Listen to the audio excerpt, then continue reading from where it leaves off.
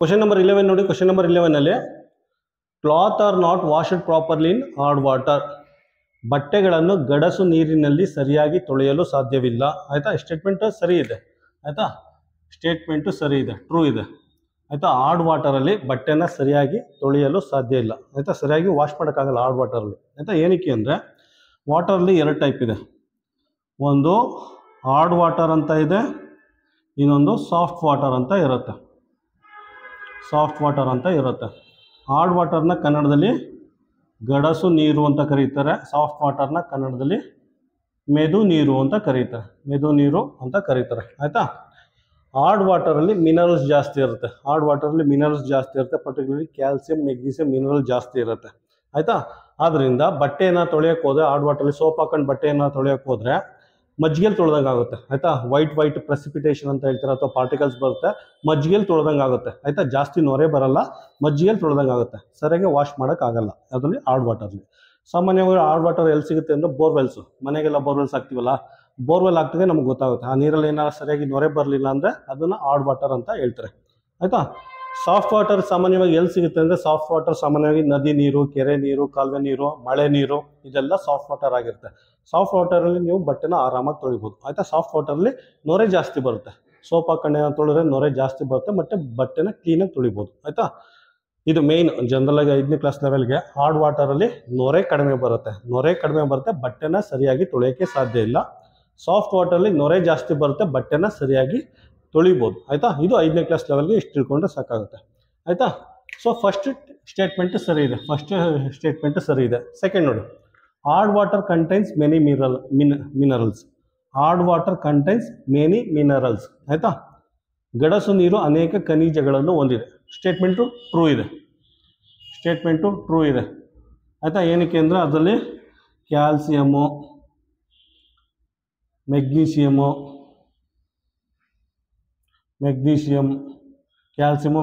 ಈ ಥರ ಎಲ್ಲ ಮಿನರಲ್ ಇದೆ. ಸ್ಟೇಟ್ಮೆಂಟು ಟ್ರೂ ಇದೆ, ಆದರೆ ಕರೆಕ್ಟ್ ಎಕ್ಸ್ಪ್ಲನೇಷನ್ ಅಲ್ಲ. ಯಾಕೆಂದರೆ ಇದಕ್ಕೆ ಕರೆಕ್ಟ್ ಎಕ್ಸ್ಪ್ಲನೇಷನ್ ಅಂದರೆ ನೊರೆ ಜಾಸ್ತಿ ಬರಲ್ಲ, ಪ್ರೆಸಿಪಿಟೇಷನ್ ಇರುತ್ತೆ, ಅದು ಕರೆಕ್ಟ್ ಎಕ್ಸ್ಪ್ಲನೇಷನ್ನು. ಇದೆಲ್ಲ ಕರೆಕ್ಟ್ ಎಕ್ಸ್ಪ್ಲನೇಷನ್ನು. ಈ ಸ್ಟೇಟ್ಮೆಂಟು ಟ್ರೂ ಆಗಿದ್ರು this is not the correct explanation. ಆಯ್ತಾ, ಕರೆಕ್ಟ್ ಎಕ್ಸ್ಪ್ಲನೇಷನ್ ಏನಿರಬೇಕು, ಗಡಸು ನೀರಿನಲ್ಲಿ ಬಟ್ಟೆನ ತೊಳೆಯೋಕ್ಕೆ ಹೋದರೆ ಜಾಸ್ತಿ ನೊರೆ ಬರಲ್ಲ, ಮಜ್ಜಿಗೆ ಥರ ಬರುತ್ತೆ, ಅಥವಾ ಏನಂತ ಸ್ಕಮ್ ಅಂತ ಹೇಳ್ತಾರೆ. ಆಯಿತಾ, ಅದನ್ನೇನಂತ ಕರೀತಾರೆ, ಇನ್ಸಾಲ್ಯೂಬಲ್ ಸ್ಕಮ್ ಅಂತ ಹೇಳ್ತಾರೆ. ಆಯಿತಾ, ಅದು ನೀರಲ್ಲಿ ಡಿಸಾಲ್ವ್ ಆಗಲ್ಲ, ಆ ರೀತಿ ಮಜ್ಜಿಗೆ ಪ್ರೆಸಿಪಿಟೇಷನ್ ಬರ್ತಲ್ಲ ಆ ಥರ ಬರುತ್ತೆ. ಅದಕ್ಕೋಸ್ಕರ ಬಟ್ಟೆನ ಸರಿಯಾಗಿ ತೊಳೆಯೋಕ್ಕಾಗಲ್ಲ, ಜಾಸ್ತಿ ನೊರೆ ಬರಲ್ಲ. ಇದು ಪ್ರಾಪರ್ ಎಕ್ಸ್ಪ್ಲನೇಷನ್. ಆಯಿತಾ, ಸೊ ಇದೇನಾಗುತ್ತೆ, ಆಪ್ಷನ್ ಬಿ ಆಗುತ್ತೆ. Option B not the correct explanation ಅಂತ ಹೇಳ್ಬೇಕು. This is not the correct explanation. Explanation ಸರಿ ಇಲ್ಲ. Explanation is not correct. ಆಯಿತಾ, ಸರಿಯಾದ ಎಕ್ಸ್ಪ್ಲನೇಷನ್ ಅಲ್ಲ. ಆಯಿತಾ, ಅದಕ್ಕೆ ಆನ್ಸರ್ ಏನಿರುತ್ತೆ, ಆಪ್ಷನ್ ಬಿ ಆಗಿರುತ್ತೆ. ಕ್ವಶನ್ ನಂಬರ್ 12 ನೋಡಿ. ಕ್ವಶನ್ ನಂಬರ್ 12 ಅಲ್ಲಿ assertion, earth is the third planet from the sun. ಆಯಿತಾ, ಭೂಮಿಯು ಸೂರ್ಯನಿಂದ 3ನೇ ಗ್ರಹವಾಗಿದೆ, ಅಥವಾ ಭೂಮಿಯು ಸೂರ್ಯನಿಂದ 3ನೇ ಸ್ಥಾನದಲ್ಲಿದೆ ಅಂತ ಹೇಳ್ಬೋದು. ಆಯಿತಾ, ಫಸ್ಟ್ ಯಾವ್ದು ಬರುತ್ತೆ, ಫಸ್ಟು ಮರ್ಕ್ಯೂರಿ ಬರುತ್ತೆ. ಇವೆಲ್ಲ ಜನರಲ್ ನಾಲೆಡ್ಜ್ ಕಲ್ತಿರ್ಬೇಕು. ಮರ್ಕ್ಯೂರಿ ಕನ್ನಡದಲ್ಲಿ ಬುಧ, ಮೊದಲನೇ ಗ್ರಹ, ಸೂರ್ಯನಿಗೆ ಹತ್ತಿರವಾಗಿದೆ. ಆಯಿತಾ, ಇಲ್ಲಿ ಸೂರ್ಯ ಇದ್ದರೆ ಫಸ್ಟು ಸೂರ್ಯನಿಗೆ ಹತ್ತಿರದಲ್ಲಿರೋದು ಇವರೇ, ಬುಧ, ಮರ್ಕ್ಯೂರಿ. ಆಯಿತಾ, ಎರಡನೇದು ವೀನಸ್. ಆಯಿತಾ, ಶುಕ್ರ, ಕನ್ನಡದಲ್ಲಿ ಶುಕ್ರ. ಮೂರನೇದು ಭೂಮಿ, ಅರ್ತ್ ಅಥವಾ ಭೂಮಿ. ಆಯಿತಾ, 1, 2, 3ನೇ ಪ್ಲೇಸಲ್ಲಿದೆ. ಆಯಿತಾ, ನಾಲ್ಕನೇದು ಮಾರ್ಸ್, ಕನ್ನಡದಲ್ಲಿ ಮಂಗಳ. 5ನೇದು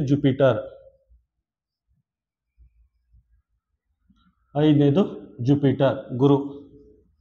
ಆಯಿತಾ, 6ನೇದು ಸೇಟ್ರನ್. ಆಯಿತಾ, ಶನಿ. 7ನೇದು ಯುರನಸ್. ಆಯಿತಾ, ಕನ್ನಡದಲ್ಲಿ ಯುರನಸ್. 8ನೇದು ನೆಪ್ಚೂನ್. ಆಯಿತಾ,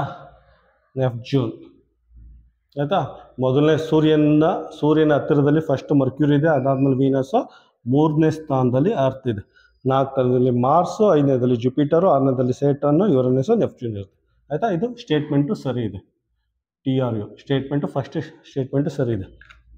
second statement, the orbit of the earth around the sun is elliptical. The orbit of the earth around the sun is elliptical. ಕನ್ನಡದಲ್ಲಿ ಸೂರ್ಯನ ಸುತ್ತ ಭೂಮಿಯ ಕಕ್ಷೆಯು ದೀರ್ಘವೃತ್ತವಾಗಿದೆ. ಸೂರ್ಯನ ಸುತ್ತ ಭೂಮಿಯ ಕಕ್ಷೆಯು ದೀರ್ಘವೃತ್ತವಾಗಿದೆ ಅಂದರೆ ಇದು ಸನ್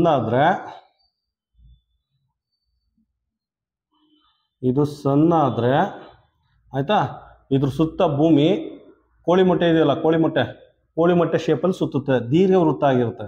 ಆಯಿತಾ, ಭೂಮಿ ದೀರ್ಘವೃತ್ತಿ, ಕೋಳಿ ಮೊಟ್ಟೆ ಶೇಪಲ್ಲಿ ಸುತ್ತಾ ಇರುತ್ತೆ. ಇದನ್ನು ದೀರ್ಘವೃತ್ತ ಅಂತ ಕರೀತಾರೆ. ಆಯಿತಾ, ಸೊ ಸೆಕೆಂಡ್ ಸ್ಟೇಟ್ಮೆಂಟು ಸರಿ ಇದೆ. ಸ್ಟೇಟ್ಮೆಂಟ್ ನಂಬರ್ 2 ಅಥವಾ ಸೆಕೆಂಡ್ ಸ್ಟೇಟ್ಮೆಂಟು ಎರಡು ಸರಿ ಇದೆ. ಆದರೆ ಸೆಕೆಂಡ್ ಸ್ಟೇಟ್ಮೆಂಟು ಫಸ್ಟ್ ಸ್ಟೇಟ್ಮೆಂಟ್ಗೆ ಕರೆಕ್ಟ್ ಎಕ್ಸ್ಪ್ಲನೇಷನ್ ಅಲ್ಲ. ಅರ್ಥ ಆಗ್ತಾ ಇದೆಯಾ? ಸೆಕೆಂಡ್ ಸ್ಟೇಟ್ಮೆಂಟ್ ಏನು ಕೊಟ್ಟಿದ್ದಾನೆ ಅದು ಮೊದಲನೇ ಸ್ಟೇಟ್ಮೆಂಟ್ಗೆ ಕರೆಕ್ಟ್ ಎಕ್ಸ್ಪ್ಲನೇಷನ್ ಅಲ್ಲ, ಪ್ರಾಪರ್ ಎಕ್ಸ್ಪ್ಲನೇಷನ್ ಅಲ್ಲ. ಈ ಸ್ಟೇಟ್ಮೆಂಟೇ ಬೇರೆ, ಈ ಸ್ಟೇಟ್ಮೆಂಟೇ ಬೇರೆ. ಆಯಿತಾ, ನಿನ್ನ ಹೆಸರೇನು ಅಂತ ಕೇಳಿದ್ರೆ ನಿಮ್ಮ ಫ್ರೆಂಡ್ ಹೆಸರು ಹೇಳೋದು. ಆ್ಯಕ್ಚುಲಿ ನಿನ್ನ ಹೆಸರೇನು ಅಂತ ಕೇಳಿದ್ದಾರೆ ಫಸ್ಟ್ ಸ್ಟೇಟ್ಮೆಂಟು, ನಿನ್ನ ಹೆಸರು ಹೇಳಿದ್ಯಾ. ಸೆಕೆಂಡ್ನೇದು ನಿಮ್ಮ ಫ್ರೆಂಡ್ ಹೆಸರು ಕೇಳಿರೋದು. ಆಯಿತಾ, ಫಸ್ಟ್ ಏನು ಮಾಡಿದ್ರೆ ನಿನ್ನ ಹೆಸರೇನು ಅಂತ ಕೇಳಿದರೆ, ನಿಮ್ಮ ಹೆಸರೇನು ಅಂತ ಕೇಳಿದ್ರೆ ನಿಮ್ಮ ಹೆಸರು ಹೇಳಿದ್ದೀರಾ. ಎರಡನೇ ಸ್ಟೇಟ್ಮೆಂಟ್ ಏನಿದೆ, ನಿಮ್ಮ ಫ್ರೆಂಡ್ ಹೆಸರೇನು ಅಂತ ಕೇಳಿದರೆ, ನಿಮ್ಮ ಫ್ರೆಂಡ್ ಹೆಸರೇನು ಅಂತ ಕೇಳಿದ್ರೆ ಫ್ರೆಂಡ್ ಹೆಸರು ಹೇಳಿದ್ದೀರಾ. ಆದರೆ ಫಸ್ಟ್ ಒನ್ನು ಸೆಕೆಂಡ್ ಒಂದು ಏನು ರಿಲೇಷನ್ನೇ ಇಲ್ಲ. ಅರ್ಥ ಆಗ್ತಾ ಇದೆಯಾ? ಸೊ ಆ ರೀತಿ ಇದು ಇದೆ. ಆದ್ದರಿಂದ this is not the correct explanation. Option B ಬರುತ್ತೆ, ನಾಟ್ ದ ಕರೆಕ್ಟ್ ಎಕ್ಸ್ಪ್ಲನೇಷನ್.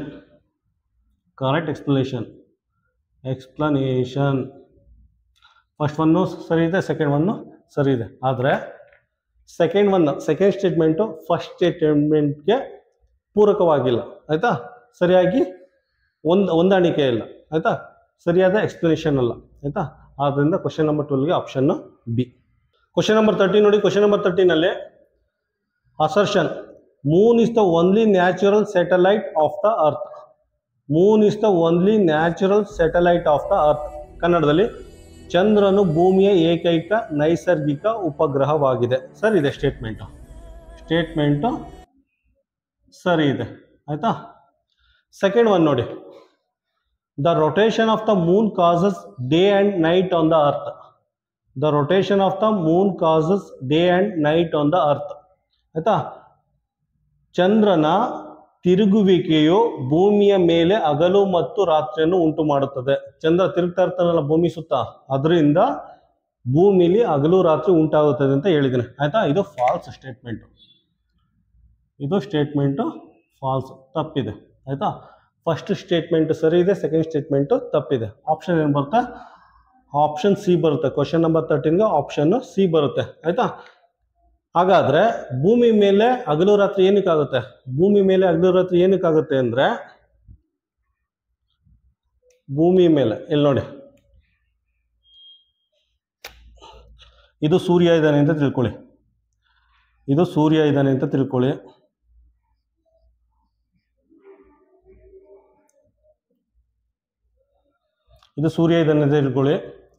ಇದು ಸುತ್ತ ಭೂಮಿ ತಿರುಗ್ತಾ ಇರುತ್ತೆ. ಆಯಿತಾ, ಇದು ಸುತ್ತ ಭೂಮಿ ತಿರುಗಬೇಕಾದ್ರೆ ಭೂಮಿ ತನ್ನ ಸುತ್ತ ಸುತ್ತಕೊಂಡು ಸೂರ್ಯನ ಸುತ್ತ ಸುತ್ತುತ್ತೆ. ಇದ್ರದ ಕಾಣಿಸ್ತಾ ಇದೆಯಾ? ಭೂಮಿ ತನ್ನ ಸುತ್ತ ಸುತ್ತಕೊಂಡು ಅದ್ರ ಸುತ್ತ ಸೂರ್ಯನ ಸುತ್ತ ಸುತ್ತಾಗ್ತಾ ಇರುತ್ತೆ. ಅದಕ್ಕೋಸ್ಕರ ಭೂಮಿ ಮೇಲೆ ಹಗಲು ರಾತ್ರಿ ಆಗೋದು. ಆಯಿತಾ, ಯಾಕೆಂದರೆ ಸೂರ್ಯನ ಕಿರಣ ಹಿಂಗೆ ಬೀಳ್ತಾ ಇರುತ್ತೆ. ಇಲ್ಲಿ ನೋಡಿ, ಇದು ಭೂಮಿ ಅಂತ ತಿಳ್ಕೊಳ್ಳಿ, ಇದು ಸೂರ್ಯ ಅಂತ ತಿಳ್ಕೊಳ್ಳಿ. ಆಯಿತಾ, ಭೂಮಿ ತನ್ನ ಸುತ್ತ ಹಿಂಗೆ ಸುತ್ತಕೊಂಡು ಸೂರ್ಯನ ಸುತ್ತ ಸುತ್ಕೊ ಬರುತ್ತೆ. ಆಯಿತಾ, ಇದು ಸೂರ್ಯನ ಸುತ್ತ ಸುತ್ಕೊ ಬರ್ತಾ ಇರುತ್ತೆ. ಆಯಿತಾ, ಯಾವ ಫೇಸು ಭೂಮಿದು ಯಾವುದು ಫೇಸು ಸೂರ್ಯನ ಕಡೆ ಇರುತ್ತೆ ಅಲ್ಲಿ ಹಗಲಾಗಿರುತ್ತೆ, ಅದ್ರ ಆಪೋಸಿಟ್ ಸೈಡು ರಾತ್ರಿ ಆಗಿರುತ್ತೆ. ಅರ್ಥ ಆಗ್ತಾ ಇದೆಯಾ? ನೋಡಿ, ಹಿಂಗೆ ಸುತ್ಕೊ ಬರಬೇಕಾದ್ರೆ ನಿಧಾನಕ್ಕೆ ಸುತ್ಕೊ ಬರ್ತಾ ಇರುತ್ತೆ. ಬರಬೇಕಾದ್ರೆ ಸೂರ್ಯನಿಗೆ ಯಾವ ಫೇಸ್ ಕಾಣಿಸುತ್ತೆ ಅಲ್ಲಿ ಹಗಲಿರುತ್ತೆ, ಈ ಫೇಸು ಸೂರ್ಯನಿಗೆ ಹಗಲಿರುತ್ತೆ, ಆಪೋಸಿಟ್ ಫೇಸಲ್ಲಿ ರಾತ್ರಿ ಇರುತ್ತೆ. ಅರ್ಥ ಆಗ್ತಾ ಇದೆಯಾ? ಈ ರೀತಿ ಬರುತ್ತೆ. So second statement false, first statement true ಇದೆ. ಆಯಿತಾ, ಕ್ವಶನ್ ನಂಬರ್ 3ಗೆ ಆಪ್ಷನ್ನು ಸಿ.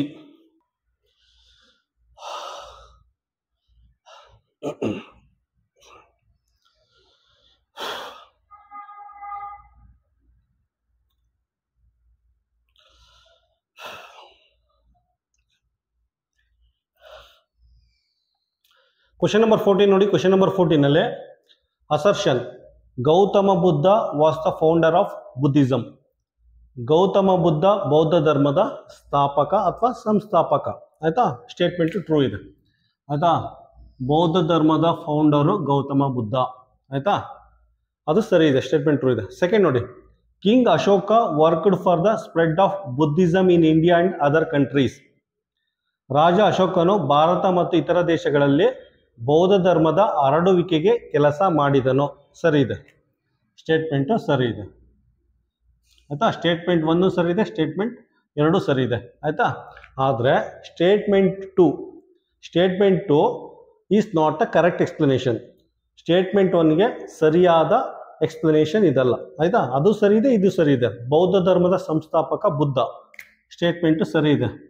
ಅಶೋಕ ಬೌದ್ಧ ಧರ್ಮನ ನಮ್ಮ ದೇಶದಲ್ಲೂ ಪ್ರಚಾರ ಮಾಡ್ದ, ಬೇರೆ ದೇಶದಲ್ಲೂ ಹೋಗಿ ಪ್ರಚಾರ ಮಾಡ್ದ. ಅವನು ಹೋಗ್ಲಿಲ್ಲ ಅಂದ್ರೆ ಅವ್ರ ಮಕ್ಕಳು ಕಳಿಸಿ ಪ್ರಚಾರ ಮಾಡ್ದ. ಶ್ರೀಲಂಕಾಕ್ಕೆಲ್ಲ ಅವ್ರ ಮಕ್ಕಳನ್ನೆಲ್ಲ ಕಳಿಸಿ ಬೌದ್ಧ ಧರ್ಮದ ಪ್ರಚಾರ ಮಾಡ್ದ. ಅದಕ್ಕೋಸ್ಕರ ಶ್ರೀಲಂಕಾ ಈಗ ಬುದ್ಧಿಸ್ಟ್ ನೇಷನ್ ಆಗಿಬಿಟ್ಟಿದೆ. ಆಯ್ತಾ, ಸೊ ನಮ್ಮ ದೇಶ ಹಿಂದೂ ಮೆಜಾರಿಟಿ ನೇಷನ್ ಆಗಿದೆ, ಶ್ರೀಲಂಕಾ ಬುದ್ಧಿಸ್ಟ್ ಮೆಜಾರಿಟಿ ನೇಷನ್ ಆಗಿದೆ. ಅದೇನಕ್ಕೆ ಅಂದರೆ ಅಶೋಕನಿಂದ. ಅಶೋಕ ತನ್ನ ಮಕ್ಕಳನ್ನೇ ಕಳಿಸ್ಬಿಟ್ಟ, ಹೋಗಿ ನೀವೆಲ್ಲ ನವೋದಯ ಸ್ಕೂಲ್ಗೆ ಮಕ್ಕಳು ಕಳಿಸಲ್ವ, ಅದೇ ರೀತಿ ಬೌದ್ಧ ಧರ್ಮದ ಪ್ರಚಾರಕ್ಕೆ ಅಶೋಕ ತನ್ನ ಮಕ್ಕಳನ್ನೇ ಕಳಿಸ್ಬಿಟ್ಟಿದ್ದ.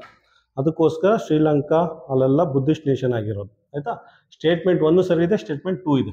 ಆದರೆ ಸ್ಟೇಟ್ಮೆಂಟ್ 2 ಸ್ಟೇಟ್ಮೆಂಟ್ 1ಗೆ ಪೂರಕವಾಗಿಲ್ಲ. ಆ ಸ್ಟೇಟ್ಮೆಂಟೇ ಬೇರೆ, ಈ ಸ್ಟೇಟ್ಮೆಂಟೇ ಬೇರೆ. ಅದು ಬುದ್ಧನ ಬಗ್ಗೆ, ಇದು ಅಶೋಕನ ಬಗ್ಗೆ. ಆಯಿತಾ, ಆದ್ದರಿಂದ ಆಪ್ಷನ್ ಬಿ ಬರುತ್ತೆ. ಆಯಿತಾ, so both are true but not the correct explanation. Correct explanation. ಆಯಿತಾ, ಸೊ ಕ್ವಶನ್ ನಂಬರ್ 14ಗೆ ಆಪ್ಷನ್ ಬಿ. ಕ್ವಶನ್ ನಂಬರ್ 15 ನೋಡಿ. ಕ್ವಶನ್ ನಂಬರ್ 15ನ ಸಾಲ್ವ್ ಮಾಡೋಕ್ಕೆ ಮುಂಚೆನೆ ವೇದದ ಬಗ್ಗೆ ಎಕ್ಸ್ಪ್ಲೇನ್ ಮಾಡ್ತೀನಿ. ವೇದದ ಬಗ್ಗೆ ಬ್ರೀಫಾಗಿ ಎಕ್ಸ್ಪ್ಲೇನ್ ಮಾಡ್ತೀನಿ. ನಮ್ಮ ದೇಶದಲ್ಲಿ 4 ವೇದ ಇದೆ. ಆಯಿತಾ, ನಮ್ಮ ದೇಶ ಅಥವಾ ಪ್ರಾಚೀನ ಭಾರತದಲ್ಲಿ 4 ವೇದ ಇದೆ. ಆಯಿತಾ, ಫಸ್ಟ್ ಒಂದು ಋಗ್ವೇದ. ಆಯಿತಾ, ಎರಡನೇದು ಸಾಮವೇದ. ಮೂರನೇದು ಯಜುರ್ವೇದ. ಆಯಿತಾ, ನಾಲ್ಕನೇದು ಅಥರ್ವವೇದ. ಅಥರ್ವವೇದ. ಆಯಿತಾ, ಟೋಟಲ್ ಆಗಿ 4 ವೇದಸ್ ಇದೆ. ಅದರಲ್ಲಿ ಋಗ್ವೇದ ಅತ್ಯಂತ ಪುರಾತನ ಕಾಲದ್ದು, ಅತ್ಯಂತ ಪ್ರಾಚೀನ ವೇದ ಅಂದರೆ ಋಗ್ವೇದ, ಓಲ್ಡೆಸ್ಟ್ ಅಥವಾ ಅತ್ಯಂತ ಪುರಾತನ, ಓಲ್ಡೆಸ್ಟ್. ಆಯಿತಾ, ಅಥರ್ವವೇದ ಅದು ರೀಸೆಂಟ್ ವೇದ ಅಂತ ಹೇಳ್ಬೋದು. ರೀಸೆಂಟ್ ಅಂದರೆ ಕೊನೆಯ ವೇದ ಅಂತ ಹೇಳ್ಬೋದು. ಆಯಿತಾ, ಕೊನೆಯ ವೇದ ಅಂತ ಹೇಳ್ಬೋದು, ಅಥವಾ ಲಾಸ್ಟ್ ವೇದ ಅಥವಾ ಕೊನೆಯ ವೇದ ಅಂತ ಹೇಳ್ಬೋದು. ರೀಸೆಂಟ್ ಅಂತ ಹೇಳಕ್ಕಲ್ಲ. ರೀಸೆಂಟ್ ಅಂದರೆ ಇತ್ತೀಚಿನ ದಿನ ಆಗುತ್ತೆ. ಆಯಿತಾ, ಮೊದಲನೇದು ಋಗ್ವೇದ ಓಲ್ಡೆಸ್ಟು, ಎರಡನೇದು ಸಮವೇದ, ಮೂರನೇದು ಯಜುರ್ವೇದ, ನಾಲ್ಕನೇದು ಅಥರ್ವವೇದ. ಆಯಿತಾ, ಸೊ ಇದು ಏನದು ಬ್ರೀಫಾಗೆ ವೇದದ ಬಗ್ಗೆ ಎಕ್ಸ್ಪ್ಲೇನ್ ಮಾಡಿದ್ವಿ. ಈ ಕ್ವಶನ್ ಓದಿ, ಈ ಕಾನ್ಸೆಪ್ಟ್ ಅರ್ಥ ಮಾಡ್ಕೊಂಡು ಕ್ವಶನ್ ಓದಿದ್ರೆ ನೀವು ತುಂಬ ಈಸಿಯಾಗಿ ಆನ್ಸರ್ ಮಾಡ್ತಾರೆ. ಅದಕ್ಕೆ ಹೇಳಿದ್ದು ಏನಪ್ಪ, ಇದು ಸೈನಿಕ್ ಸ್ಕೂಲ್ ಇಂಟೆಲಿಜೆನ್ಸ್ ಸಾಲ್ವ್ ಮಾಡೋಕ್ಕೆ ಮುಂಚೆನೇ ಮ್ಯಾಥ್ಸ್ ಕಂಪ್ಲೀಟ್ ಆಗಿರಬೇಕು, ಜನರಲ್ ನಾಲೆಜ್ ಕಂಪ್ಲೀಟ್ ಆಗಿರಬೇಕು, ಲ್ಯಾಂಗ್ವೇಜ್ ಕಂಪ್ಲೀಟ್ ಆಗಿರಬೇಕು. ಆಯಿತಾ, ಜನರಲ್ ನಾಲೆಜಲ್ಲಿ ಇದೆಲ್ಲ ಬರುತ್ತೆ. ಇದೆಲ್ಲ ನೀಟಾಗಿ ಅರ್ಥ ಮಾಡ್ಕೊಂಡು ಇದೆಲ್ಲ ತುಂಬ ಫಾಸ್ಟಾಗಿ ಆನ್ಸರ್ ಮಾಡ್ಬೋದು. ನೋಡಿ, ಅಸರ್ಷನ್ ಏನು ಕೊಟ್ಟಿದ್ದಾನೆ, there are total 5 Vedas in India ಅಂತ ಕೊಟ್ಟಿದ್ದಾನೆ. ಆಯಿತಾ, ಫಾಲ್ಸ್. ಅದು 5 ವೇದ ಇದೆ ಅಂತ ಹೇಳಿದ್ದಾನೆ. 5 ವೇದ ಇದೆ ಇಂಡಿಯಾದಲ್ಲಿ ಅಂತ ಹೇಳಿದ್ದಾನೆ. ಅದು false statement. Second, the oldest Veda is the Rigveda. ಇದು ಟ್ರೂ ಇದೆ. ಆಯಿತಾ, ಫಸ್ಟ್ ಒಂದು ಫಾಲ್ಸ್ ಇದೆ, ಸೆಕೆಂಡ್ ಒಂದು ಟ್ರೂ ಇದೆ. ಆಯಿತಾ, ಹಾಗಾದ್ರೆ ಆಪ್ಷನ್ ಯಾವುದಾಗುತ್ತೆ? ಆಪ್ಷನ್ ಡಿ ಆಗುತ್ತೆ. ಆಯಿತಾ, ಕ್ವಶನ್ ನಂಬರ್ 15ಗೆ ಆಪ್ಷನ್ ಡಿ. ಕ್ವಶನ್ ನಂಬರ್ 16 ನೋಡಿ. ಕ್ವಶನ್ ನಂಬರ್ 16 ಏನು ಕೊಟ್ಟಿದ್ದಾರೆ ಅಂದರೆ, assertion the earth is also known as the red planet. ಭೂಮಿಯನ್ನು ಕೆಂಪು ಗ್ರಹ ಎಂದು ಕರೆಯಲಾಗುತ್ತದೆ. ಆಯಿತಾ, ಅದು ತಪ್ಪು. ಆಯಿತಾ, ಅದು ಫಾಲ್ಸ್ ಸ್ಟೇಟ್ಮೆಂಟ್. ಆಯಿತಾ, ಭೂಮಿನ ಏನಂತ ಕರೀತಾರೆ? ಅರ್ತ್ನ ಬ್ಲೂ ಪ್ಲಾನೆಟ್ ಅಂತ ಕರೀತಾರೆ. ಕೆಂಪು ಗ್ರಹ ಅಂತ ಕರೆಯಲ್ಲ. ಆಯಿತಾ, ರೆಡ್ ಪ್ಲಾನೆಟ್ ಅಂತ ಕರೆಯಲ್ಲ. ಅರ್ಥನ್ನ ಬ್ಲೂ ಪ್ಲಾನೆಟ್ ಅಂತ ಕರೀತಾರೆ. ಏನಕ್ಕೆ ಕರೀತಾರೆ? ಭೂಮಿ ಮೇಲೆ ನೀರಿಂದ ತುಂಬಿದೆ. ಭೂಮಿಯ 71% ನೀರಿನಿಂದ ಕೂಡಿದೆ. ಅದಕ್ಕೋಸ್ಕರ ಇದು ಹೊರಗಡೆಯಿಂದ ನೋಡಿದ್ರೆ ನೀಲಿ ನೀಲಿ ಥರ ಕಾಣಿಸುತ್ತೆ, ನೀಲಿ ಗ್ರಹ ಥರ ಕಾಣಿಸುತ್ತೆ. ಭೂಮಿ ಮೇಲೆ ಸುತ್ತ ನೀರು ಕಾಣಿಸುತ್ತಲ್ಲ 70%. ಸೊ ಅದಕ್ಕೆ ಇದು ಬ್ಲೂ ಪ್ಲಾನೆಟ್ ಅಂತ ಕರೀತಾರೆ, ಆಯಿತಾ. ಮತ್ತು ಜೀವಿಗಳಿರುವ ಏಕೈಕ ಗ್ರಹ ಭೂಮಿ, ಅರ್ತ್. ಭೂಮಿ ಬಿಟ್ಟರೆ ಬೇರೆ ಗ್ರಹದಲ್ಲಿ ಯಾವುದರಲ್ಲೂ ಪ್ರಾಣಿಗಳಿಲ್ಲ, ಆಯಿತಾ. ಇದುವರೆಗೂ ಕಂಡುಹಿಡಿದಿಲ್ಲ, ಆಯಿತಾ. ಇದುವರೆಗೂ ಯಾರ ಕಣ್ಗೂ ಕಾಣಿಸಿಲ್ಲ, ಆಯಿತಾ. ಭೂಮಿ ಮೇಲೆ ಮಾತ್ರ ಪ್ರಾಣಿಗಳಿರೋದು, ಜೀವಿಗಳಿರೋದು, ಆಯಿತಾ. ಆದ್ದರಿಂದ ಅರ್ಥನ ಬ್ಲೂ ಪ್ಲಾನೆಟ್ ಅಂತ ಕರೀತಾರೆ. ನೆಕ್ಸ್ಟ್ ಮಾರ್ಸ್ನ ರೆಡ್ ಪ್ಲಾನೆಟ್ ಅಂತ ಕರೀತಾರೆ. ಮಾರ್ಸ್ ಅಂದರೆ ಮಂಗಳ ಗ್ರಹ, ಮಾರ್ಸ್ ಅಂದರೆ ಮಂಗಳ ಗ್ರಹ. ಇದನ್ನು ರೆಡ್ ಪ್ಲಾನೆಟ್ ಅಂತ ಕರೀತಾರೆ, ರೆಡ್ ಪ್ಲಾನೆಟ್ ಅಂತ ಕರೀತಾರೆ, ಅಥವಾ ಕೆಂಪು ಗ್ರಹ ಅಂತ ಕರೀತಾರೆ, ಕೆಂಪು ಗ್ರಹ ಅಂತ ಕರೀತಾರೆ, ಆಯಿತಾ. ಅರ್ಥನ ಬ್ಲೂ ಪ್ಲಾನೆಟು, ಮಾರ್ಸ್ ಅಥವಾ ಮಂಗಳ ರೆಡ್ ಪ್ಲಾನೆಟ್ ಅಂತ ಕರೀತಾರೆ, ಆಯಿತಾ. ಇದಿಷ್ಟು ಬೇಸಿಕ್ ಕಾನ್ಸೆಪ್ಟ್. ಯಾಕಂದರೆ ಮಂಗಳ ಗ್ರಹದಲ್ಲಿ ಐರನ್ ಆಕ್ಸೈಡ್ ಜಾಸ್ತಿ ಇದೆ, ಅದರ ಅಟ್ಮಾಸ್ಫಿಯರಲ್ಲಿ ಐರನ್ ಆಕ್ಸೈಡ್ ಜಾಸ್ತಿ ಇರುತ್ತೆ, ಐರನ್ ಆಕ್ಸೈಡು ಜಾಸ್ತಿ ಇರುತ್ತೆ. ಐರನ್ ಆಕ್ಸೈಡು ಜಾಸ್ತಿ ಇರೋದ್ರಿಂದ ಅದರ ಅಟ್ಮಾಸ್ಫಿಯರ್ ಕೆಂಪು ಕಾಣಿಸ್ತಾ ಇರ್ತದೆ. ಟೆಲಿಸ್ಕೋಪ್ ಹಾಕೊಂಡು ನೋಡಿ, ಆಯಿತಾ. ಯೂಟ್ಯೂಬಲ್ಲಿ ಚೆಕ್ ಮಾಡಿ, ಕೆಂಪು ಕಾಣಿಸ್ತಾ ಇರುತ್ತೆ, ನೋಡಿ ಆ ವಿಡಿಯೋ ನೋಡಿ, ನಿಮಗೆ ಗೊತ್ತಾಗುತ್ತೆ, ಆಯಿತಾ. ಆಲ್ಮೋಸ್ಟ್ ಕೆಂಪು ಥರ ಕಾಣಿಸ್ತದೆ, ಅದಕ್ಕೆ ಮಾರ್ಸ್ನ ಕೆಂಪು ಗ್ರಹ ಅಥವಾ ರೆಡ್ ಪ್ಲಾನೆಟ್ ಅಂತ ಕರೀತಾರೆ, ಆಯಿತಾ. ಸೆಕೆಂಡ್ ಸ್ಟೇಟ್ಮೆಂಟ್ ನೋಡಿ. Second, Mars appear in the sky as a orange red star, orange red star ಅಂತ ಕರೀತಾರೆ, ಆಯಿತಾ. ಇದು ಸ್ಟೇಟ್ಮೆಂಟ್ ಟ್ರೂ ಇದೆ, ಸ್ಟೇಟ್ಮೆಂಟು ಟ್ರೂ ಇದೆ. ಫಸ್ಟ್ ಒನ್ನು ಫಾಲ್ಸ್ ಇದೆ, ಸೆಕೆಂಡ್ ಒನ್ನು ಟ್ರೂ ಇದೆ. ಅಂದರೆ ಯಾವುದಾಗುತ್ತೆ ಆಪ್ಷನ್? ಆಪ್ಷನ್ ಡಿ ಆಗುತ್ತೆ, ಆಯಿತಾ. ಕ್ವಶನ್ ನಂಬರ್ 16ಗೆ ಆಪ್ಷನ್ ಡಿ. ಕ್ವಶನ್ ನಂಬರ್ 17 ನೋಡಿ. ಕ್ವಶನ್ ನಂಬರ್ 17ನಲ್ಲಿ statement 1, Aryabhata was a great mathematician of India. ಕನ್ನಡದಲ್ಲಿ ಆರ್ಯಭಟ ಭಾರತದ ಮಹಾನ್ ಗಣಿತ ತಜ್ಞ. ಅದು ನಿಜ, ಆಯಿತಾ. ಅದು ಟ್ರೂ ಇದೆ, ಅದು ಟ್ರೂ ಇದೆ. ಆರ್ಯಭಟ ಅಥವಾ ಆರ್ಯಭಟ್ಟ, ಆಯಿತಾ. ಆರ್ಯಭಟ್ಟ ಗ್ರೇಟೆಸ್ಟ್ ಮ್ಯಾಥಮೆಟಿಷಿಯನ್ ಮತ್ತು ಆಸ್ಟ್ರೋನಾಮರ್ ಅಂತಲೂ ಕರೀತಾರೆ ಅವ್ರನ್ನ. ಮ್ಯಾಥಮೆಟಿಷಿಯನ್ ಮತ್ತು ಆಸ್ಟ್ರೋನಾಮರ್ ಅಂತಲೂ ಕರೀತಾರೆ, ಆಯಿತಾ. ಆಸ್ಟ್ರೋನಾಮರ್ ಅಂತಲೂ ಕರೀತಾರೆ. ಮತ್ತು ಇವರೇ ಇನ್ವೆನ್ಷನ್ ಝೀರೋದು ಇನ್ವೆಂಟ್ ಮಾಡಿದ್ದು, ಝೀರೋನ ಇನ್ವೆಂಟ್ ಮಾಡಿದ್ದು ಆರ್ಯಭಟ, ಆಯಿತಾ. ಅದು ನೆನಪಲ್ಲಿ ಜನರಲ್ ನಾಲೆಜಲ್ಲಿ ಬರ್ಬೋದು, ಅಥವಾ ಇದರಲ್ಲೇ ಬರ್ಬೋದು, ಇಂಟೆಲಿಜೆನ್ಸಲ್ಲಿ ಬಂದರೂ ಬರ್ಬೋದು, ಆಯಿತಾ. ಝೀರೋನ ಇನ್ವೆಂಟ್ ಮಾಡೋದು ಆರ್ಯಭಟ, ಆಯಿತಾ. ಮತ್ತು ಇವರನ್ನ ಗ್ರೇಟೆಸ್ಟ್ ಗಣಿತ ತಜ್ಞ ಮತ್ತು ಆಸ್ಟ್ರೋನಾಮರ್ ಅಂತಲೂ ಕರೀತಾರೆ, ಆಯಿತಾ. ಸ್ಟೇಟ್ಮೆಂಟ್ 1 ಟ್ರೂ ಇದೆ. ಸೆಕೆಂಡ್ ನೋಡಿ, Aryabhata's greatest contribution was in the field of quadratic equation.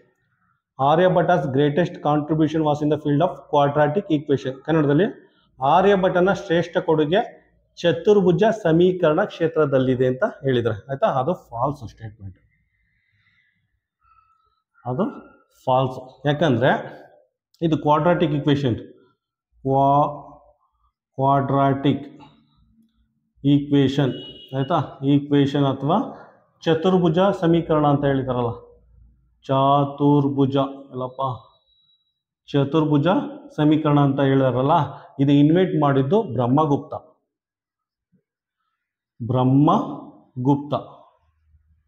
Aryabhata ಅಲ್ಲ, ಆಯಿತಾ. ಕ್ವಾಡ್ರಾಟಿಕ್ ಈಕ್ವೇಷನ್ ಅಥವಾ ಚತುರ್ಭುಜ ಸಮೀಕರಣ ಅದನ್ನು ಇನ್ವೆಂಟ್ ಮಾಡಿದ್ದು ಬ್ರಹ್ಮಗುಪ್ತ, ಆಯಿತಾ. ಆದ್ದರಿಂದ ಸೆಕೆಂಡ್ ಸ್ಟೇಟ್ಮೆಂಟು ಫಾಲ್ಸ್ ಇದೆ. ಆರ್ಯಭಟದ ಇನ್ವೆನ್ಷನ್ ಏನು? ಗ್ರೇಟೆಸ್ಟ್ ಇನ್ವೆನ್ಷನು ಝೀರೋ, ಆಯಿತಾ. ಸೊ ಒಂದು ಟ್ರೂ ಇದೆ, ಒಂದು ಫಾಲ್ಸ್ ಇದೆ. ಆಪ್ಷನ್ ಯಾವುದಾಗುತ್ತೆ, ಆಯಿತಾ. ಆಪ್ಷನ್ನು ಸಿ ಆಗುತ್ತೆ. ಕ್ವಶನ್ ನಂಬರ್ 17ಗೆ ಆಪ್ಷನ್ನು ಸಿ. ಕ್ವಶನ್ ನಂಬರ್ 18 ನೋಡಿ. ಕ್ವಶನ್ ನಂಬರ್ 18ನಲ್ಲಿ assertion, quit India movement was started in 1942. Quit India movement was started in 1942. Quit India ಚಳುವಳಿ 1942ರಲ್ಲಿ ಪ್ರಾರಂಭವಾಯಿತು. ಇದು ಸರಿ ಇದೆ, ಇದು ಸ್ಟೇಟ್ಮೆಂಟು ಸರಿ ಇದೆ, ಟ್ರೂ, ಆಯಿತಾ. ಕ್ವಿಟ್ ಇಂಡಿಯಾ ಮೂಮೆಂಟು ಇಂಡಿಯಾದಲ್ಲಿ, ಆಯಿತಾ, ಆಗಸ್ಟ್ 8ನೇ ತಾರೀಕು 1942ರಲ್ಲಿ ಶುರುವಾಯಿತು. ಆಗಸ್ಟ್ 8, 1942ರಲ್ಲಿ ಪ್ರಾರಂಭ ಆಯಿತು. ಕನ್ನಡದಲ್ಲಿ ಭಾರತ ಬಿಟ್ಟು ತೊಲಗಿ ಅಂತ ಬ್ರಿಟಿಷರೇ ಭಾರತ ಬಿಟ್ಟು ತೊಲಗಿ ಅಂತ ಅದು ಫೇಮಸ್ ಸ್ಲೋಗನ್ ಆಗಿತ್ತು, ಆಯಿತಾ. ಅದು ನಡೆದದ್ದು ಆಗಸ್ಟ್ 8, 1942, ಆಯಿತಾ. ಸೆಕೆಂಡ್ ಸ್ಟೇಟ್ಮೆಂಟ್ ನೋಡಿ. Second statement, in 1942 the British government directed the officials India to quit the country and return to India. 1942ರಲ್ಲಿ ಬ್ರಿಟಿಷ್ ಗೌರ್ಮೆಂಟು ಭಾರತದಲ್ಲಿ ಬ್ರಿಟಿಷ್ ಅಧಿಕಾರಿಗಳೆಲ್ಲ ಇದ್ರಲ್ಲ, ಅವರೆಲ್ಲ ಭಾರತ ಬಿಟ್ಟು ವಾಪಸ್ ಇಂಗ್ಲೆಂಡ್ಗೆ ಹೋಗಿ ಅಂತ ಹೇಳ್ತಂತೆ, ಆಯಿತಾ. ಹೇಳ್ತಾ ಅದು ಆ ಥರ ಹೇಳ್ತಾ, ಅದು ರಾಂಗ್, ಅದು ಸ್ಟೇಟ್ಮೆಂಟು ಫಾಲ್ಸು. ಅದು 1947ರಲ್ಲಿ ಅವರೆಲ್ಲ ಓದಿದ್ದು. ಅಲ್ಲಿ ತನಕ ಯಾರು ಹೇಳಿಲ್ಲ ಬ್ರಿಟಿಷ್ ಅಧಿಕಾರಿಗಳಿಗೆ ಇಂಡಿಯಾ ಬಿಟ್ಬಿಟ್ಟು ವಾಪಸ್ ನಿಮ್ಮ ದೇಶಕ್ಕೆ ಹೋಗಿ ಅಂತ ಬ್ರಿಟಿಷ್ ಗೌರ್ಮೆಂಟು ಹೇಳಿಲ್ಲ. 1947ರಲ್ಲಿ ಆ ರೀತಿ ಆಗಿದ್ದು. ಸೊ 1947 ಎಲ್ಲ ಗಂಟು ಮುಟ್ಟೆ ಕಟ್ಕೊಂಡು ಹೋಗಿದ್ದು. ಆಯಿತಾ.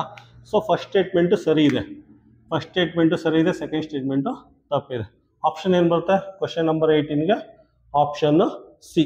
ಕ್ವಶನ್ ನಂಬರ್ 19 ನೋಡಿ. ಕ್ವಶನ್ ನಂಬರ್ 19ನಲ್ಲಿ assertion Sardar Vallabhbhai Patel was known as the iron man of India. Sardar Vallabhbhai Patel ಅವರನ್ನು ಭಾರತದ ಉಕ್ಕಿನ ಮನುಷ್ಯ ಅಂತ ಕರೀತಾರೆ. ಆಯ್ತಾ. ಅದು ಟ್ರೂ ಇದೆ ಸ್ಟೇಟ್ಮೆಂಟ್,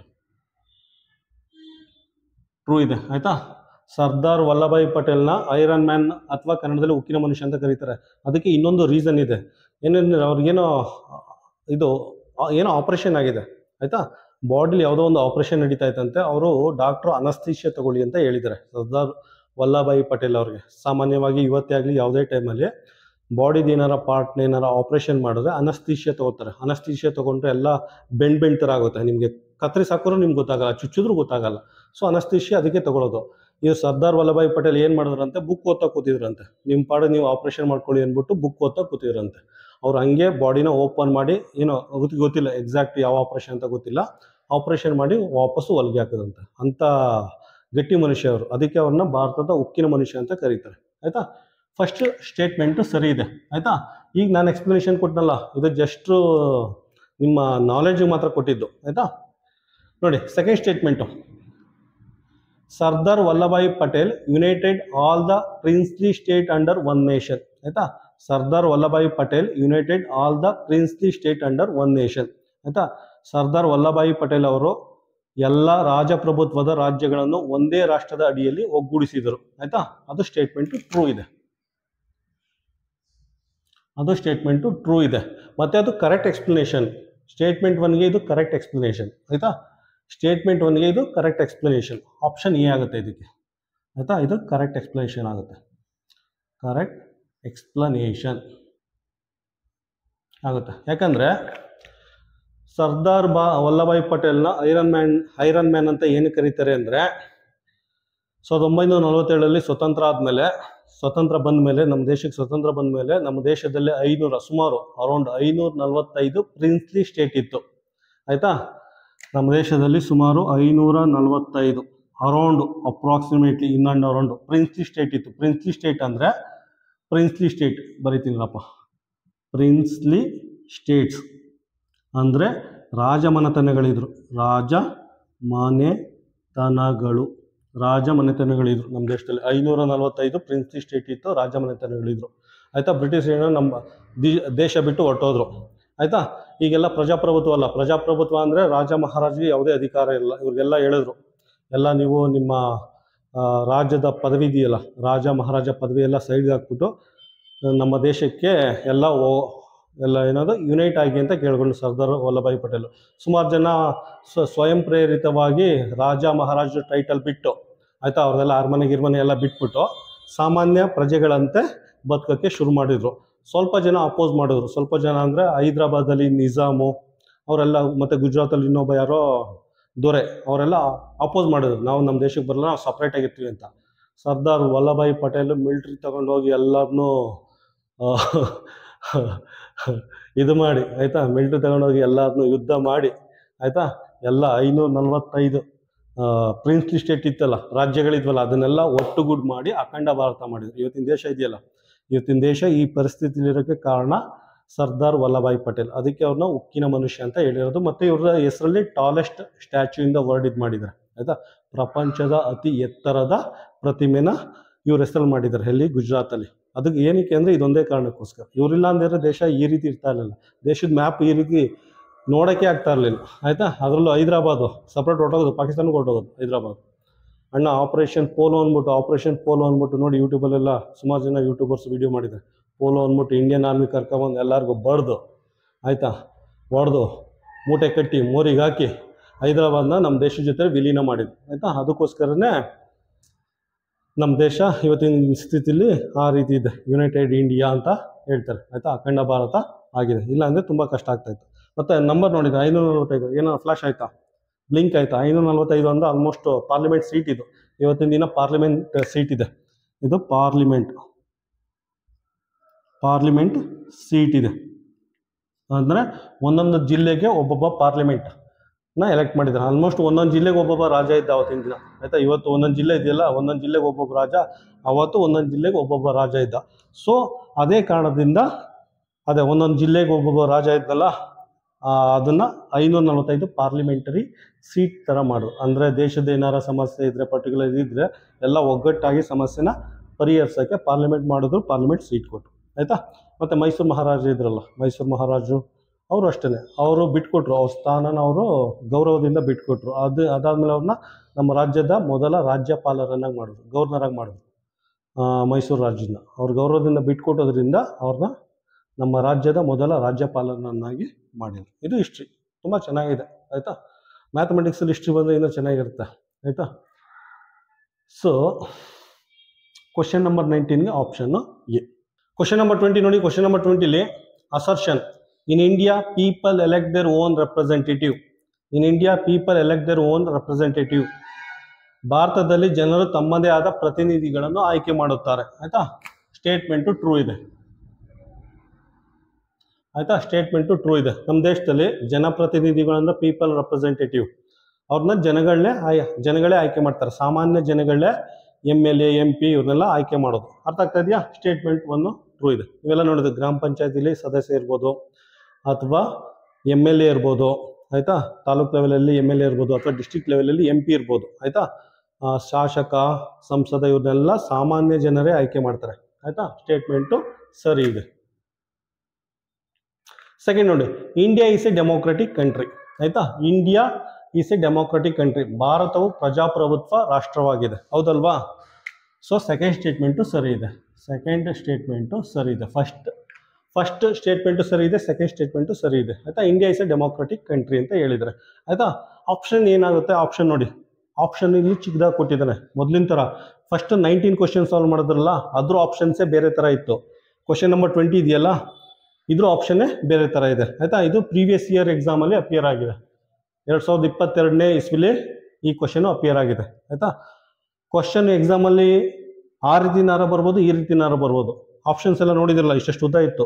ಲಾಸ್ಟ್ 19 ಕ್ವಶನ್ ಏನು ಸಾಲ್ವ್ ಮಾಡಿದ್ದೀವಿ ಅದೆಲ್ಲ ಆಪ್ಷನ್ ಇಷ್ಟೆಷ್ಟು ಉದ್ದ ಇತ್ತು. ಅದೆಲ್ಲ IIT JEE ಲೆವೆಲಲ್ಲಿ ಕೊಡ್ತಾರಲ್ಲ ಆಪ್ಷನ್ಸು, ಆ ರೀತಿ ಕೊಟ್ಟಿದ್ದಾರೆ ಅದರಲ್ಲಿ, ಆಯಿತಾ. ಇದೊಂದು ಸ್ವಲ್ಪ ಸಿಂಪಲಾಗಿ ಕೊಟ್ಟಿದ್ದಾನೆ. ಈ ಥರ ಕ್ವಶನ್ನು ಸೈನಿಕ್ ಸ್ಕೂಲು 2022ನೇ ಇಸ್ವಿಲಿ ಅಪಿಯರ್ ಆಗಿದೆ. 2022ಲಿ ಈ ರೀತಿ ಅಪಿಯರ್ ಆಗಿದೆ, ಆಯಿತಾ. ಅದಕ್ಕೆ ಕೇರ್ಫುಲ್ಲಾಗಿ ಕ್ವಶನ್ನು ಆಪ್ಷನ್ ಎಲ್ಲ ನೋಡ್ಬಿಟ್ಟು ಆನ್ಸರ್ ಮಾಡಿ. ನೋಡಿ, ಸ್ಟೇಟ್ಮೆಂಟ್ 1 ಟ್ರೂ ಇದೆ, ಸ್ಟೇಟ್ಮೆಂಟ್ 2 ಸರಿ ಇದೆ, ಆಯಿತಾ. ಸ್ಟೇಟ್ಮೆಂಟ್ 2ನೇ ಸ್ಟೇಟ್ಮೆಂಟು ಸರಿ ಇದೆ. ಆಪ್ಷನ್ ಏನು ಬರುತ್ತೆ? ಆಪ್ಷನ್ ಸಿ ಬರುತ್ತೆ. ಇದನ್ನು both A and R are true, ಆಯಿತಾ. ಬೋತ್ ಆಪ್ಷನ್ ಎ ಮತ್ತು ಅಸರ್ಷನ್ನು ರೀಸನ್ ಎರಡು ಟ್ರೂ ಇದೆ, ಆಯಿತಾ. ಕ್ವಶನ್ ನಂಬರ್ 20ಗೆ ಆಪ್ಷನ್ ಏನಾಗುತ್ತೆ? ಆಪ್ಷನ್ ಸಿ ಆಗುತ್ತೆ, ಆಯಿತಾ. ನೋಡಿ, ಇದು ಎಷ್ಟು ಬ್ಯೂಟಿಫುಲ್ ಆಗಿದೆ ಅಂದರೆ, ನಮ್ಮ ದೇಶದಲ್ಲಿ ಜನಪ್ರತಿನಿಧಿಗಳು ಅಂದರೆ MLA MPನ ನಾವೇ ಆಯ್ಕೆ ಮಾಡ್ತೀವಿ, ಜನಸಾಮಾನ್ಯರೇ ಆಯ್ಕೆ ಮಾಡ್ತೀವಿ. ಸುಪ್ರೀಂ ಇದ್ದಂಗೆ ನಮ್ಮ ದೇಶದಲ್ಲಿ ಜನಸಾಮಾನ್ಯರು ಅಥವಾ ಕಾಮನ್ ಪೀಪಲು ಸುಪ್ರೀಂ ಇದ್ದಂಗೆ, ಯಾರನ್ನು ಬೇಕಾದ್ರೂ ಆಯ್ಕೆ ಮಾಡ್ಬೋದು, ಆಯಿತಾ.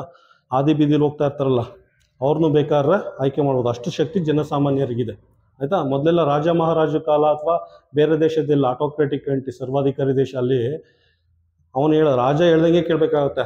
ರಾಜ ಏನು ಹೇಳ್ತಾನೆ ಅದನ್ನೇ ಕೇಳಬೇಕಾಗುತ್ತೆ. ಕಾಗೆ ಬಿಳಿಗಿದೆ ಅಂದರೆ ಕಾಗೆ ಬಿಳಿಗಿದೆ ಅಂತಲೇ ನಾವು ಜನಗಳು ಹೇಳ್ಬೇಕಾಗುತ್ತೆ. ಇದರಲ್ಲಿ ಇದೆಯಲ್ಲ, ನಾರ್ತ್ ಕೊರಿಯಾದಲ್ಲಿ ಅವನ ಕಿಮ್ಮು ಅಂತ ಏನೋ ಒಬ್ಬ ಇದ್ದಾನಲ್ಲ ಗುಂಡ್ಗುಂಡಕ್ಕೆ, ಆ ದೇಶದಲ್ಲಿ ಏನಿದೆ ಅಂದರೆ ಅವನು ಯಾವ ರೀತಿ ಹೇಳ್ತಾನೆ ಅದೇ ರೀತಿ ಏರ್ ಕಟ್ ಮಾಡಿಸ್ಕೋಬೇಕಂತೆ. ಒಂದು 8 ಟೈಪ್ಸ್ ಕೊಟ್ಟಿದ್ದಾರಂತೆ ಜನಗಳಿಗೆ. ಆ 8 ಟೈಪ್ಸಲ್ಲೇ ಏರ್ ಕಟ್ಟಿಂಗ್ ಮಾಡಿಸ್ಕೋಬೇಕಂತೆ, ಇಲ್ಲ ಅಂದರೆ ಕಾನೂನು ಕ್ರಮ ಜರುಗಿಸ್ತಾರಂತೆ ನಾರ್ತ್ ಕೊರಿಯಾದಲ್ಲಿ. ಅದು ಸರ್ವಾಧಿಕಾರಿ ದೇಶ, ಆಯಿತಾ. ಅವನೇನಾರ ಅಕಸ್ಮಾತ್ ಕಾಗೆ ಬಿಳಿಗಿದೆ ಅಂತ ಹೇಳಿದ್ರೆ ಜನಗಳು ಬಿಳಿಗಿದೆ ಅಂತ ಹೇಳ್ಬೇಕಂತೆ. ಆ ರೀತಿ ಡಿಕ್ಟೇಟರ್ಶಿಪ್ಪಲ್ಲಿ, ಇಲ್ಲ ಅಂದರೆ ಗುಂಡೊಟ್ಟು ಸಾಯಿಸ್ಬಿಡ್ತಾರೆ, ಆಯಿತಾ. ಅದು ಹೇಗೆ ಅಂದರೆ, ಯಾವುದೋ ಒಬ್ಬ ಮಿಲಿಟ್ರಿ ಆಫೀಸರು ಇವನು ನಡೆಸ್ತಾ ಇರೋ ಮೀಟಿಂಗಲ್ಲಿ ಗೊರಕೆ ಹೊಡಿತಾ ಇದ್ದಂತೆ. ಅದಕ್ಕೇನು ಮಾಡಿದ್ರೆ ತಗೊಂಡೋಗ್ಬಿಟ್ಟು ಯಾವುದೋ ಒಂದು ಇದು ಬರ್ತಲ್ಲ, ಯಾವುದೋ ಟ್ಯಾಂಕರ್ ಬರ್ತಲ್ಲ, ಟ್ಯಾಂಕರ್ ಮುಂದೆ ನಿಲ್ಲಿಸು ಉಡಾಯಿಸ್ಬಿಟ್ಟಿದ್ದಾರೆ ಅವನು ಮಿಲಿಟ್ರಿ ಅಧಿಕಾರಿನ, ಗೊರಕೆ ಹೊಡಿತಾ ಇದೆ ಅಂದ್ಬಿಟ್ಟು. ಈ ಥರ ಇದೆ ಪ್ರಪಂಚದಲ್ಲಿ ದೇಶಗಳಲ್ಲಿ. ನಮ್ಮ ದೇಶದಲ್ಲಿ ಪುಣ್ಯ ಮಾಡಿರಬೇಕು, ನಮ್ಮ ದೇಶದಲ್ಲಿ ಹುಟ್ಟಕ್ಕೆ ಪುಣ್ಯ ಮಾಡಿರಬೇಕು. ಈ ನಮ್ಮ ದೇಶದಲ್ಲಿ ಮುಖ್ಯಮಂತ್ರಿ ಬೇಕಾದ್ರೂ ಪ್ರಶ್ನೆ ಮಾಡ್ಬೋದು, ಪ್ರಧಾನಮಂತ್ರಿ ಬೇಕಾದ್ರೂ ಪ್ರಶ್ನೆ ಮಾಡ್ಬೋದು, ರಾಷ್ಟ್ರಪತಿ ಬೇಕಾದ್ರೂ ಪ್ರಶ್ನೆ ಮಾಡ್ಬೋದು, ಆಯಿತಾ. ಅಷ್ಟು ಸ್ವತಂತ್ರ ಇದೆ. ಬೇರೆ ದೇಶ ಪ್ರಶ್ನೆ ಮಾಡೋಕ್ಕೆ ಆಗಲ್ಲ. ಬೇರೆ ದೇಶದ ಸೆನ್ಸ್ ಈ ಸರ್ವಾಧಿಕಾರಿ ದೇಶ ಅಥವಾ ರಾಜ ಮಹಾರಾಜ ದೇಶ ಇದೆಯಲ್ಲ, ಅಲ್ಲೆಲ್ಲ ಪ್ರಶ್ನೆ ಮಾಡೋಕ್ಕಾಗಲ್ಲ. ಈ ರಾಜ ಮಹಾರಾಜ ದೇಶ ಅಂದರೆ ಗಲ್ಫ್ ಕಂಟ್ರೀಸಲ್ಲಿ ಇನ್ನೂ ಇದೆ, ಇವತ್ತಿನ ದಿನನೂ ಗಲ್ಫ್ ಕಂಟ್ರೀಸಲ್ಲಿ, ಆಯಿತಾ, ರಾಜ ಮಹಾರಾಜ ಕಲ್ಚರ್ ಇನ್ನೂ ಇದೆ, ಆಯಿತಾ. ಈ ನಾರ್ತ್ ಕೊರಿಯಾ, ಚೈನಾ ಇದರಲ್ಲೆಲ್ಲ ಸರ್ವಾಧಿಕಾರಿ ನೇಷನ್ ಇದೆ, ಪ್ರಜಾಪ್ರಭುತ್ವ ಇಲ್ಲಿ ಅಲ್ಲಿ ಯಾರು ಪ್ರಧಾನಮಂತ್ರಿ ರಾಷ್ಟ್ರಪತಿನ ಜನಗಳ ಆಯ್ಕೆ ಮಾಡಲ್ಲ, ಆಯಿತಾ. ಅವನೇ ಬಿಟ್ಟು ಹೋಗ್ತಾನೆ, ಸತ್ತೋದ್ರೆ ಇನ್ನೊಬ್ಬ ಬರ್ತಾನೆ ಹೊರ್ತು ಯಾರು ಆಯ್ಕೆ ಮಾಡಲ್ಲ. ನಮ್ಮ ದೇಶದಲ್ಲಿ ಮಾತ್ರ ಇಷ್ಟೊಂದು ಸುಪ್ರೀಂ ರೂಲ್ ಇರೋದು, ಜನಸಾಮಾನ್ಯರೇ ಸುಪ್ರೀಮ್ಸ್ ಇಲ್ಲಿ, ಆಯಿತಾ, ಪ್ರಜಾಪ್ರಭುತ್ವದಲ್ಲಿ. ಅದನ್ನೇ ಹೇಳೋದು, ಡೆಮಾಕ್ರಸಿ ತುಂಬ ಒಳ್ಳೆಯದು, ಯಾರನ್ನು ಬೇಕಾದ್ರೂ ಪ್ರಶ್ನೆ ಮಾಡ್ಬೋದು, ಆಯಿತಾ. ಇವನ್ ಎಸ್ ಪಿನೂ ಪ್ರಶ್ನೆ ಮಾಡ್ಬೋದು, ಪೊಲೀಸ್ ಆಫೀಸರ್ನೂ ಪ್ರಶ್ನೆ ಮಾಡ್ಬೋದು, ಜಿಲ್ಲಾಧಿಕಾರಿನೂ ಪ್ರಶ್ನೆ ಮಾಡ್ಬೋದು, ಆಯಿತಾ. ಈ ಪೊಲೀಸ್ ಆಫೀಸರ್ ಜಿಲ್ಲಾಧಿಕಾರಿಗಳಿಗೆಲ್ಲ ಬಾಸು ಎಮ್ ಎಲ್ ಎ ಅಥವಾ ಮಿನಿಸ್ಟರ್ಸ್ ಅಥವಾ CM, ಆಯಿತಾ. ಈ CM, MLA, ಈ ಪ್ರೈಮ್ ಮಿನಿಸ್ಟರ್ ಎಲ್ಲ ಅವ್ರಿಗೆಲ್ಲ ಬಾಸು ಜನಸಾಮಾನ್ಯರು, ಆಯಿತಾ. ಗೊತ್ತಾಯ್ತಾ, ನಿಜವಾದ ರೂಲರ್ಸ್ ಅಂದರೆ ಇಲ್ಲಿ ಪ್ರಜಾಪ್ರಭುತ್ವದಲ್ಲಿ ಜನಸಾಮಾನ್ಯರು. ಅವರು ಅದಕ್ಕೆ ಎಚ್ಚರಿಕೆಯಿಂದ ಮತದಾನ ಮಾಡಬೇಕು, ಯಾವುದೇ ಆಶೆ ಆಮಿಷ ಯಾರ ಹತ್ರ ದುಡ್ಡು ಇಸ್ಕೊಂಡು ಓಟ್ ಹಾಕ್ಬಾರ್ದು, ಅವನು ಯೋಗ್ಯತೆ ನೋಡಿ ಓಟ್ ಹಾಕ್ಬೇಕು. ಯೋಗ್ಯತೆ ನೋಡಿ ಓಟ್ ಹಾಕಿದ್ರೆ ನಮ್ಮ ದೇಶ ಅದು ಪ್ರಜಾಪ್ರಭುತ್ವ ಅಂತ ದೇಶ ಎಲ್ಲೂ ಸಿಗಲ್ಲ ನಿಮಗೆ, ಇದೇ ಒಂದು ರೀತಿ ಸ್ವರ್ಗ ಇದ್ದಂಗೆ, ಆಯಿತಾ. ಆದ್ದರಿಂದ ಎಲ್ಲರೂ ತಿಳ್ಕೊಳ್ಳಿ, ಅದೇ ಇಂಡಿಯನ್ ಕಾನ್ಸ್ಟಿಟ್ಯೂಷನ್ ಬಗ್ಗೆ ನೀಟಾಗಿ ತಿಳ್ಕೊಳ್ಳಿ. ಏನು ಓದ್ತಿರೋ ಬಿಡ್ತಿರೋ ಗೊತ್ತಿಲ್ಲ, ಆಯಿತಾ. ಜೀವನದಲ್ಲಿ ಭಾರತದ ಸಂವಿಧಾನ ಬಗ್ಗೆ ನೀಟಾಗಿ ತಿಳ್ಕೊಳ್ಳಿ. ನಮ್ಮ ದೇಶದಲ್ಲಿ ಬದುಕಬೇಕು ಅಂದರೆ ಸಂವಿಧಾನ ಸರಿಯಾಗಿ ಗೊತ್ತಿರಬೇಕು, ಇಲ್ಲ ಅಂದರೆ ಸಣ್ಣ ಪುಟ್ಟ ಕಾಂಜಿ ಪಿಂಜಿ ಅಧಿಕಾರಿಗಳೆಲ್ಲ ಆಟ ಆಡಿಸ್ಬಿಡ್ತಾರೆ ನಿಮ್ಮನ್ನು. ಇಲ್ಲ ಸಣ್ಣ ಪುಟ್ಟ ಹೇಳ್ತಾರಲ್ಲ, ಸರ್ಕಾರಿ ಆಫೀಸ್ಗೆ ಹೋದರೆ ಆಟ ಆಡಿಸ್ಬಿಡ್ತಾರೆ, ಏನೋ ಸುಪ್ರೀಂ ರೂಲರ್ಸ್ ಥರ ಆಡ್ತಾರೆ. ಆ್ಯಕ್ಚುಲಿ ಅವರೆಲ್ಲ ರೂಲರ್ಸು, ನಾವು ಜನಸಾಮಾನ್ಯರು ಏನಿರ್ತಾರೆ ಅವರೇ ಬಾಸ್ಗಳು ಇವ್ರಿಗೆಲ್ಲ. ಸರ್ಕಾರಿ ಅಧಿಕಾರಿಗಳಿಗಾಗಿರ್ಬೋದು, ರಾಜಕಾರಣಿಗಳಾಗಿರ್ಬೋದು, ಮಿನಿಸ್ಟರ್ ಆಗಿರ್ಬೋದು, CM ಆಗಿರ್ಬೋದು, PM ಆಗಿರ್ಬೋದು, ಇವ್ರಿಗೆಲ್ಲ ನಾವೇ ಬಾಸು. ಯಾಕೆಂದರೆ ಇವರು ನಾವು ಕೊಟ್ಟಾರೋ ತೆರಿಗೆ ಹಣದಲ್ಲಿ ಬದುಕ್ತಾ ಇರ್ತಾರೆ, ಜೀವನ ನಡೆಸ್ತಾ ಇದ್ದಾರೆ, ಆಯಿತಾ. ನಮ್ಮ ದುಡ್ಡಲ್ಲಿ ಅವರು ಬದುಕ್ತಾ ಇರೋದು, ಜೀವನ ನಡೆಸ್ತಾ ಇರೋದು. ಪ್ರತಿದಿನ ಅವ್ರು ಆಫೀಸಲ್ಲೆಲ್ಲ ಕುಡಿತಾ ಇರ್ತಾರಲ್ಲ ಟೀ ಕಾಫಿ, ಅದೆಲ್ಲ ನಮ್ಮ ತೆರಿಗೆ ದುಡ್ಡಲ್ಲಿ ಕುಡಿತಾ ಇರೋದು. ಆದ್ದರಿಂದ ಪ್ರಜಾಪ್ರಭುತ್ವದಲ್ಲಿ ಕಾಮನ್ ಪೀಪಲ್ಲೇ ಸುಪ್ರೀಂ.